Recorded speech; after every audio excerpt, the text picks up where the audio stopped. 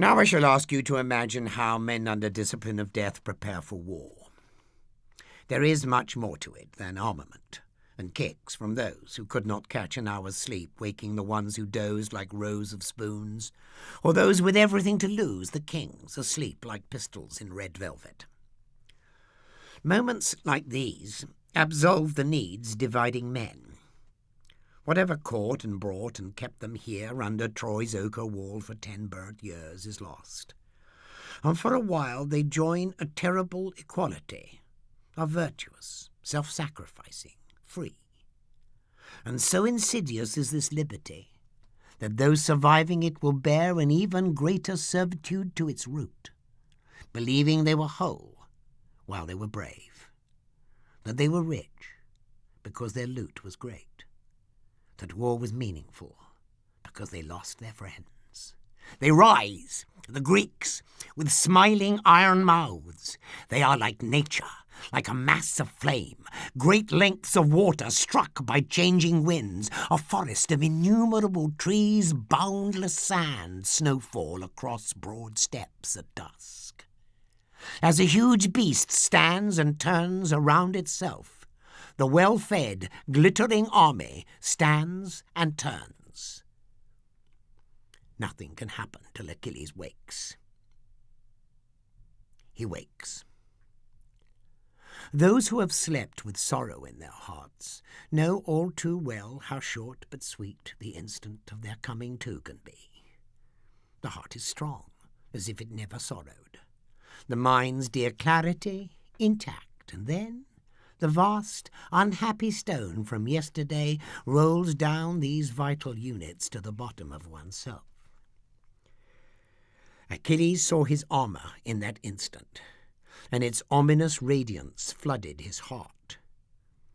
Bright pads with toggles crossed behind the knees, bodice of fitted tungsten, pliable straps, his shield as round and rich as moons in spring, his sword's haft parked between sheaves of grey obsidian, from which a lucid blade stood out leaf-shaped, adorned with running spirals.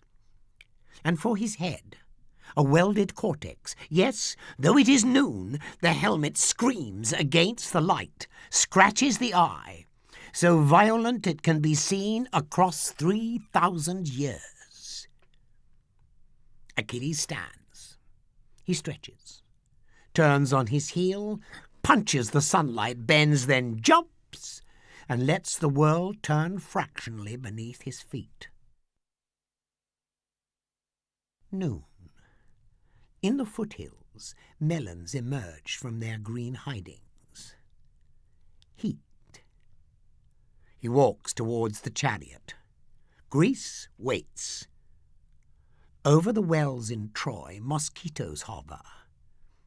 Beside the chariot, soothing the sacred horses, watching his driver cinch, shake out the reins and lay them on the rail. Dapple and white the horses are, perfect they are, sneezing to clear their cool black muscles.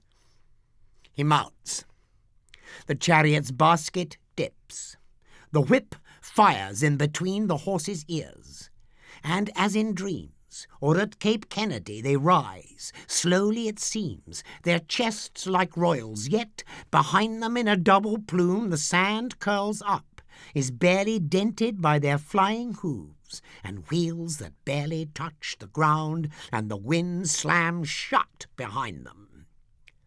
"Fast as you are," Achilles says, "when twilight makes the armistice. Take care you don't leave me behind, as you left my Patroclus." And as it ran, the white horse turned its tall face back and said, "Prince, this time we will, this time we can, but this time cannot last. And when we leave you not for dead, but dead, God will not call us negligent as you have done." And Achilles, shaken, says, "I know I will not make old bones," and laid his scourge against their racing flanks. Someone has left a spear stuck in the sand.